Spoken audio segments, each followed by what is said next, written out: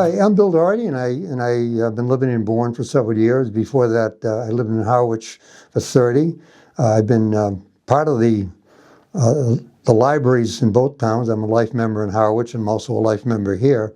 And I believe there are a lot of people who don't really understand how valuable an asset that a library is. I like to think that I do. It starts when I was a kid and growing up in Cambridge, where I used to go to the library that was between Cambridge High and Latin and Ridge Tech, where I had this wonderful Richardson building with these wonderful windows, and looking at the stacks that were present, upstairs, I was able to open up a book and be introduced to places that I couldn't imagine existed unless I had looked at that book or read that.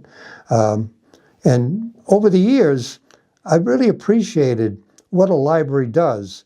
In many parts of the world, I've had the privilege of traveling quite a bit, and in other parts of the world, the library is usually run by the county, and that county has assets that basically provide a little bit more support, which is one of the things I'd like to point out to folks here. The library needs your support. It needs not only your attendance, but also your support, as a town meeting, because it is such a valuable asset. I can't imagine having grown up without the availability of a library, and the fact that that my parents were not, although we were comfortable, were not so well off that I could have every book that I wanted to buy. As my father said, when I asked him to buy a book, he says, "What's the matter? Is your library card, in debt?"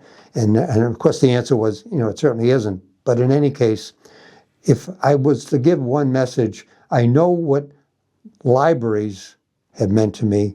I know what this library has meant in terms of what I'd call the value added to the quality of life in this community. And I'd like to invite more people to participate, to understand what that quality of life is. I'm Bill Doherty, and I'm happy to do this.